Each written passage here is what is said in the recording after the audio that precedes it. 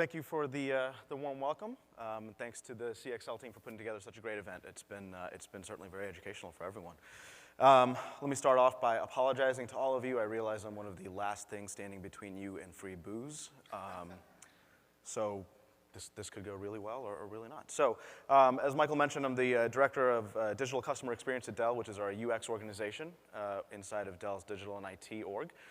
We've actually embedded our testing and optimization program within the UX organization, which may be a little bit different than other companies, but it's what works for us. We've had our optimization program up and running for about 12 years, so we've had an opportunity to really optimize the optimization and figure out what it is that works for us. I think what's been great about the last 2 days is you've heard a lot of different ways that people go about optimizing. There's not necessarily one specific way of doing this. There's no secret sauce. Everyone has to figure out what's going to work for them, what works for their team and for their organization. So what I'm going to talk about today is kind of a case study of our optimization program, the way that we operate, how we think about things, and then show you some actual tests that we've been running and the type of things that we're doing. And hopefully it's something will be of value to you guys. So let me talk a little bit about some background and how we approach testing at Dell and why it's a part of our UX and IT organization. So first of all, I'm not very big on spending a lot of time coming up with mission statements and vision statements. There's certainly some value in that. I do believe that it's important to have some sort of a framework for your philosophy of what it is that you're setting out to do and how you're going to approach what you do. And ultimately, that helps you figure out how you're going to be successful. So for us, we've come up with these tenets that we use to determine what it is that we're going to do and how we work. So the first thing is to be customer obsessed. It's important to understand that although you're presenting large amounts of data, what you're really presenting is a voice of the customer. And it's important to give that voice of customer equal footing to voice of business and voice of technology. It's important for our teams to act as subject matter experts. As I mentioned, we've been doing testing on Dell.com for a long time. We've got a really good idea of why things have won in the past, why we do things the way we do, and we've got to be able to communicate that. Most importantly, we have to be able to communicate it in a consumable manner. There's a lot of data that we're presenting. There's a lot of advanced analytics, and it's got to translate very well ultimately to the people that we're handing that off to. The idea is that we want to drive decision-making through data. We're trying to take out the emotion and the opinions that sometimes prevail, and we want to make sure that the data is ultimately guiding everyone. It's our job to sort of serve as the channel of knowledge. There's a lot of different ways that we tactically do this. We've got monthly newsletters that go out. We do open forums of latest test results. We review test results with specific business segments. We make sure that we've got enough touch points so that people know what's going on within their own business segment as well as across the globe, since we're testing everywhere. And most importantly, because we are so tied with product and engineering for Dell.com, it's important to be agile for us. We've got to be able to move at the speed of business. To use corporate lingo, we can't be the long pole in the tent that is holding up product development as it relates to Dell.com. So with all of that, we've got to figure out how do we hold ourselves accountable and how do we measure success. And for such a quantifiable discipline, it's ironic that we struggle with coming up with metrics, and it's a little bit more of a soft evaluation of if we're doing the right things or not. We want to make sure that we're influencing the agenda and the roadmap, speaking specifically about Dell.com as a product. As far as the software development goes, we want to make sure that that feature set that is upcoming has something that's been validated, that we know it's going to work for our customers and our business. Delivering actionable insights, so we can't just be presenting a lot of data. It's got to be data that can be translated in, you should go do this because of the data. We want to make sure that we're delighting our customers, so ultimately the user experience that goes in front of our customers has to be simple for them, and has to be something that they are enjoying.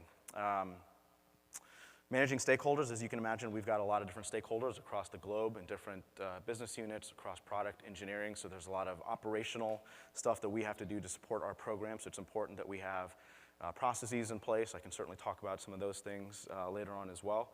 And ultimately, it's important that we're always innovating. We're not just trying to simply maintain the status quo. We've got to be pushing the envelope in terms of what we're doing going forward. So that's a little bit about how we think about things. I wanted to give a quick overview of how we have set up our program and what it is that we do. So in the center of the screen, you can see sort of our core services of what we offer from a research standpoint. The top row is all of the quantitative, so A/B testing, MVT testing, analytics that we provide for decision making. The bottom row is more of the qualitative, sort of the soft research, if you will. So usability testing, right testing, focus group surveys, all the ways that we sort of tie everything together. We've got the hard data. We also want to talk to customers and make sure that we're interpreting it correctly, and ultimately we're putting out something that makes sense for them. The model that you see is is kind of an iterative approach that is always ongoing in each one of these sections. So there's always an ideation track, there's always something in planning, there's always something being designed, something being developed, there's always tests live on the site, there's always analysis being done. So even though this is sort of cyclical, these are always happening, and we're always making sure that the roadmap continues to evolve.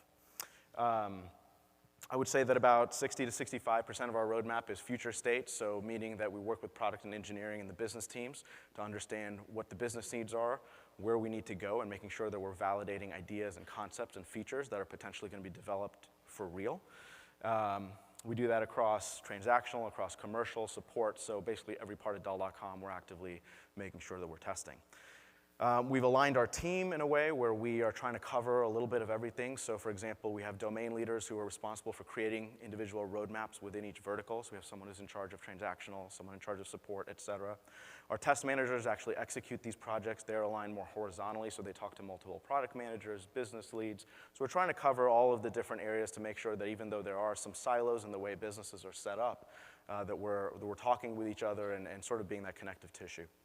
And from a tool standpoint, over the years, we've sort of become an Adobe house by default. We used a lot of the tools before Adobe came and bought them up. So Omniture, Informatica, for those of you that are familiar, obviously they've been rebranded as Adobe tools. So we've sort of become an Adobe house.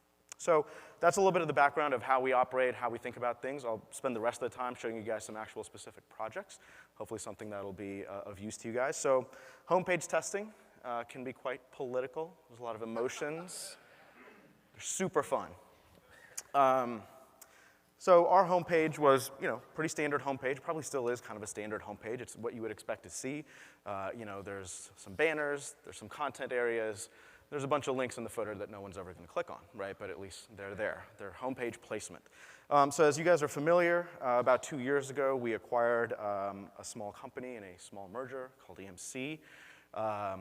And that forced us to rethink about what it is that we needed from our homepage. There's now a need to be able to talk to different personas to serve even more content than before, hopefully get people to engage with it. And as Renee was just talking about, it's important to be able to do this across any device that they choose to engage with us, whether they're B2C or B2B. It's all got to work in some way. So how do you get from where you were to where you need to be? And the answer for us, the way it works, is we do a lot of testing, a lot of iterative testing over a long period of time. So this is a small sampling of some of the tests that we ran for different types of homepages, serving up content in different manners. You can see we've got giant banners, we've got modular banners, small content areas. There's different features that are being tested, like larger search boxes, navigation that's open by default, depending on what type of device you're visiting on. Really trying to figure out for each type of these different business segments, for each of these different personas, what is it that's going to ultimately work better? The only way you can go about doing that is by digging into a ton of data. So you start with financials, you look at overall financial, and then we start breaking it down by transactional, by commercial. You measure all the different content areas that you're introducing. Are you getting engagement? Is that engagement then leading to actual conversion? And there's different types of content. So you've got merchandising content, you've got marketing content, learn content. Try to understand what's driving the most engagement, what's actually driving the most conversion. Lead gen, still an important part, as Renee was just talking about, especially for the B2B space. So we're seeing how we're impacting people getting to lead gen from the homepage. New visitors, return visitors, we basically slice it up every way possible. And then we go again even deeper because we're talking about additional features. So I mentioned the masthead that's expanded by default, the larger search box. We start looking at the different variations. Are we driving additional usage? And then ultimately, is that usage actually translating into anything? I mean, are people just clicking because it's there, or is it actually helping them get somewhere and then ultimately convert? And cold and warm states. So there's some intelligence behind some of this content based on what we know about you. So we're serving up content dynamically. So how does all this stuff impact you as you're going from cold state to warm state? And I talked about the devices, so then all of this stuff has to then be sliced up by the different device types that are coming to your site. So we're looking at desktop, laptop, tablet visitors, mobile visitors, trying to understand who's engaging with what on what device and what's most effective. So it's a pretty big change, very politically charged, but we were able to get everyone to focus on the data. We've worked really hard over the years to get people to a point where our executives are trained to say, like, okay, well, we disagree. Someone go run a test and figure it out. which is great. That's ultimately where you want to get to. But then to support that, you've got to be willing to slice up the data 1,000 different ways to answer all the questions that are going to come. So that's one big change. How about something even bigger? How about an entirely new Dell.com? So as we talked about where we want to go with our digital strategy, we used to have just a regular desktop site. We had an m.dell solution that we hosted through a third party, which no one really paid attention to. It was there. We checked the box. We had a mobile site. We understood that obviously times are changing. Mobile visits continue to increase day over day, year over year. And so we need something that's going to serve all of those customers at all times. We played around with an app for a while. It doesn't really work for us with the buying cycles. Might work for support, but not really transactional. So what we really needed is a responsive site. We need something that is going to work on whatever device you come to us. So as we start looking at this, it's not just a new visual identity, right? It's an entirely new Dell.com. There's a new platform. There's new architecture. There's new back-end services. So it's new in every possible way. So we certainly expect there's going to be some glitches.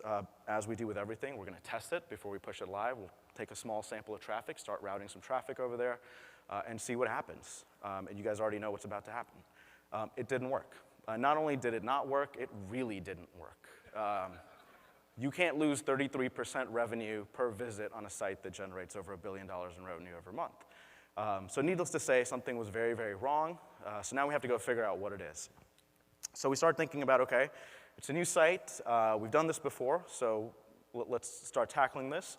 We're going to introduce some UI enhancements. So as we start comparing old site versus new sites, we're seeing, okay, well, engineering has left a couple of things out. We think these are critical. Let's run the test again, and instead of just A versus B, we'll go A, B, and C. And in recipe C, we're going to introduce a bunch of UI enhancements.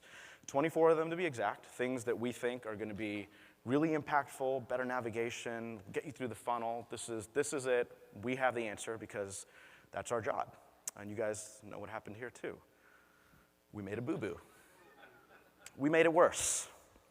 So after we drew straws of who was going to go tell Michael we broke his toy, we had to try and start from scratch again. So what do we do now? So okay, it's not the UI. These are all things that we've tested previously. We thought they were going to work. Maybe it's not the UI. Maybe there's something inherently wrong in the platform itself, right? It's a new platform. It's new architecture. Maybe we need to dig into this in a different way. So what we did is we set up a test that was going to run basically in perpetuity. It was going to run as long as we needed to. We started having sync-ups with engineering, product management on a daily basis to try and understand how they built things so we could then start setting up metrics to track those specific things to see if we couldn't get into the actual performance of the back end of the site itself. So we started looking for where we needed to focus our energy. So we saw that there was a big drop-off in people getting to the cart. So they're not able to make it from the shopping area to the carts. Okay, so that's a problem. We started looking at exit rates, and we're seeing that exit rates are spiking in certain parts of the browse space. So there's obviously something going on. Dig a little bit deeper, and we start looking at the correlation between, there's also a drop-off in time spent. So not only are they abandoning these pages, they're abandoning them really fast. So something inherently is going on here. So we started looking at introducing some more monitoring. We use T-Leaf incorrectly in the way that it's not intended. We use it for monitoring and alerts, if you're familiar with T-Leaf. So we started looking at where are we throwing JavaScript errors, because there must be something that's broken. So through a couple of steps we got to this, and as you can see, there's some significant spikes. A page that was previously getting 0% errors is now getting 20%. So that kind of stuff is certainly going to throw your customers for a loop. Your product detail pages, which used to have 1.5% error rates, are now at 6.5%. So seriously, something is wrong. As we start looking into cart and checkout, I'll draw your attention to the payment section. The payment page used to get a 1% error rate. Somehow we had jacked that up to 45%. So it's impressive, right? Needless to say, if half of your customers are unable to give you money when they're trying to give you money, you are not going to be very successful. So anyway, once we figured this all out, we were able to work with our engineering teams. We started working on continuous code deployment. They started launching hot fixes every single night, and then we'd monitor the performance the next day to see if we were making a difference in each of these little areas that we were touching. So over the course of 6 to 8 weeks, with all these emergency sprints, we finally were able to run a clean test, and now it works. Look at that. Who would have thought? And 3% revenue per visit, again, doesn't sound like a lot, but when we're talking about the scale of Dell.com, 3% lift in revenue per visit is certainly very huge. And now we're able to globalize it, right? So we've taken this responsive platform globally through the 37-something different countries where Dell.com is live. So those are fairly involved projects, but they don't always have to be that big. It can start off as something small, and then we do a good job of making it bigger than it needs to be. So continue shopping. This is probably something that a lot of people are familiar with. Any e-commerce site probably has continue shopping. You're familiar with this. It's the little link that encourages you to buy more stuff before you leave. So ours was pretty simple. It basically takes you back to the segment homepage, and you start over. We thought, well, it can be better than that. How about if we introduce some logic? Why don't we actually look at what you've added to cart, where you've been in the site, and then try and determine where continue shopping should send you when you engage with it. So we came up with a bunch of different variations based on what was in your cart and what you had done. We try sending you to different places. And as you might expect, it's something that proved to be fairly effective. What's interesting about this is not only did we see the conversion increase for basically everything that we threw out there, meaning that we certainly were onto something, we actually saw more people that started to engage with continue shopping. And that was interesting because we didn't actually change the way it looked. It wasn't any different. So people didn't know, but once they figured out that it was actually going to take them someplace useful, we saw people engaging with it multiple times in a visit, adding more things to their cart. So again, Dell.com is global in nature, so we've got one test. We can't go with that. We need to make sure that we first do our due diligence and make sure that there's no noise, that this is actually real. So we started slicing up the data in a lot of different ways for different link users, looking at the pages that they were going to, did it make sense, the type of orders they were then placing, what they were buying at point of sale with a system, what they were buying after the fact. And then we started iterating on it once we felt comfortable that we had a valid concept. So here we're testing it in Brazil. You can see now that we have given it a different visual treatment. Now it's a drop-down. There's still logic in the links that we're showing, but now we have given people choices. So we saw that people were going to multiple different places. Let's give them a couple choices, still based on some logic. We started testing it in Germany. You can see by this time we've also launched PayPal Express, so we've got a shiny new button to compete with, so we turned it blue to try to get more people to engage with this. More variations on the logic itself. And then as we came back to the US, we thought about, well, maybe this belongs in the right rail, maybe this is more utilitarian, it's a tool. We don't want it to compete with the actual checkout button or the PayPal button. Let's move it to the right rail. And so as we continue to do these iterations, we finally landed on what is live today, which is this right rail option. It's got 4 options in it now. They're all still based on logic, based on what you've browsed, based on what you've added to cart. And we found that we've got the right balance of people engaging with this as they need to, but not necessarily cannibalizing anything else that's important for them to go on to. So this idea came from our team internally. One of our analysts was looking at people engaging with continue shopping. We thought there was some opportunity here. And we were able to just run some tests to figure out that, yeah, there's probably a lot of value that we could extract from this tool, which seems to be fairly common, but we can probably make it smarter. So those are examples of a couple of projects. Now, they don't all have to be like this. Sometimes you do just need to fine-tune, just do some optimization.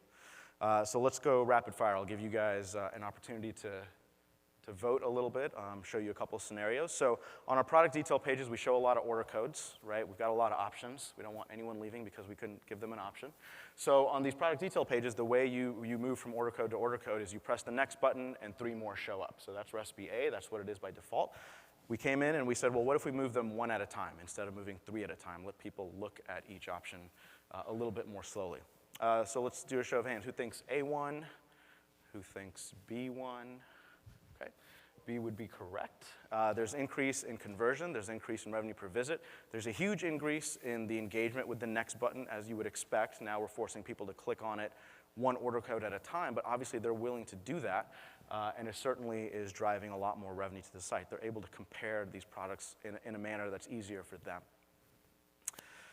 This is a small content change, certainly makes some sense. So you can see our cart page on the right here, and on the left what we've done is we've added in payment icons. They're not clickable, there's no copy around it. It is just telling you that once you get to the payment page, these are the different ways that we will be happy to take your money from you.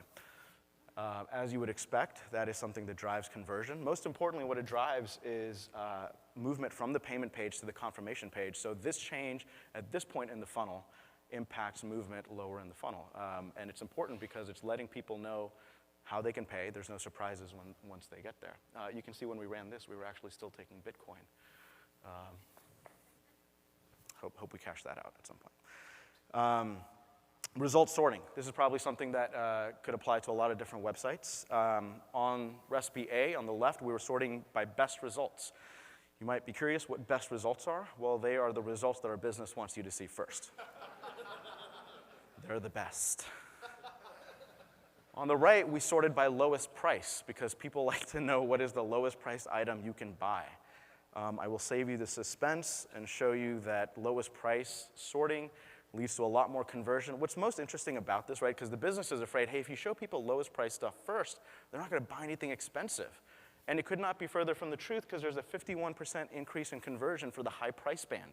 Because now people are logically seeing the difference between one product to the next, and they are selling themselves on, well, I should spend a little bit more money and buy the one that's lower down on the list because it actually makes sense.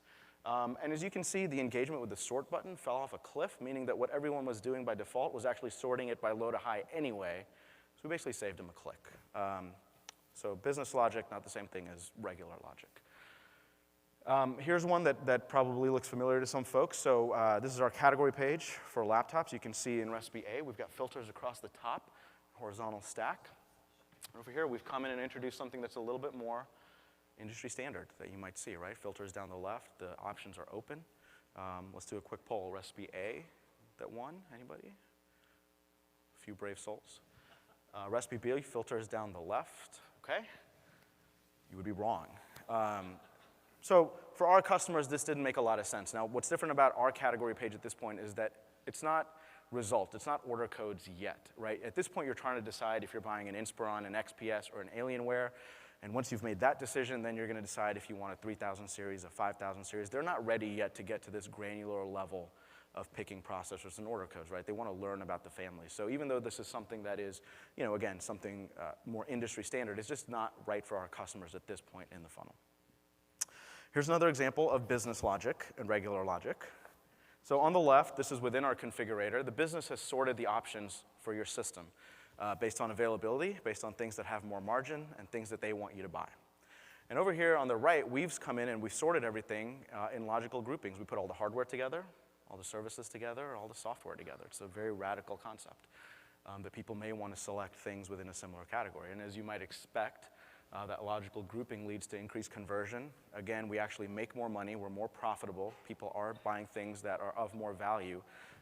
And you don't need any kind of convoluted business logic. Again, if you solve customer problems, you're probably going to solve business problems. Important thing to remember. Here's another great example of business logic. You can see over here we've got tabs inside the configurator. This is for our enterprise products. It's a tower server. Those tabs at the top, even though they look clickable, they're not clickable. Why are they not clickable? Well, because our business wants to make sure that you go through every single tab. I don't want anyone skipping any tabs, right? No skipping tabs. So we came in, we made the tabs clickable. We also added an add to cart button. Because at some point you may decide that's enough configurating, I'm ready to go. And again, that's something that the business is not very happy about because why would you give someone an escape hatch? I want them to see all the stuff. You know, like when you go to Fry's and they make you walk through that super long candy aisle before you get to a register, that's such a great experience. And I want everyone to experience that virtually online. Doesn't work. Because when you make the tabs clickable, you give them that escape hatch, they actually they configure what they want to, and then they convert, and they're on their way. Conversion goes up. You can see how much engagement we're getting with the tabs, and the CTA people were really wanting to click on this stuff, so we made it clickable. Exit rates went down, and there's better movement through the funnel. So again, if you solve a customer problem, you actually end up solving a business problem at the same time. Do a few more really quickly. Copy changes. So copy changes can be very impactful. A couple of people have shown examples like this. We're trying to get more people to authenticate, less people to use guest checkout. We want to have more people create accounts. Just some soft copy changes. We see increases in conversion, lower guest checkout, better movement through the funnel, and we're getting that authentication that we're looking for. And I think one last one, this is another business request, but soft copy changes. So this is the home page. If you recognize it, you can see in recipe A, we were showing you products as the primary option that you could click into in the masthead. And we wanted to change it to shop because we really want people to start shopping right away. Get ready to spend your money. The problem with that is that people are not ready to spend their money. What we have found over the years is that people on Dell.com are hypersensitive to even the smallest changes as it relates to introducing too much transactional stuff at the wrong time. So a view detail CTA versus an add to cart CTA versus a buy or buy now CTA. has tremendous impact. And in this case, simply going from products to shop basically freaked people out. I'm not ready to shop, I'm just here to browse, right? It's like when you walk into the store, no, I don't need any help, I'm just looking around. That's basically what people were telling us on the homepage. I'm just here to look around, I'm not ready to shop. Don't make me commit to anything. With all that being said, that's a ton of content, a lot of stuff that I just went through. If there's a couple things that I would like for you to take away from this, it would be these 3 things. First thing is you want to do a lot of iterative testing, and you want to have a lot of data. If you have a lot of data, you can have a lot of different conversations, and you can talk people off the ledge from whatever crazy idea that they've come up with. Winners and losers are good. The way we've set up our program, as I mentioned, we're very future state forward looking. We're not doing as much current state optimization. We're not looking for the low-hanging fruit. We don't track a win rate for our program. If I had to, off the top of my head, guess, we're probably about 50-50, because there's nothing wrong with a test, losing, collecting a ton of data, iterating, and then going back and doing it again. And ultimately, you have to keep it simple for your customer, whether that's your external customer who's coming to buy something or your internal customers for your optimization program. You've got to figure out a way to keep it simple, tell them what they want, or tell them what they need, and send them on their way. So that's all I've got for today. Thank you guys for the time.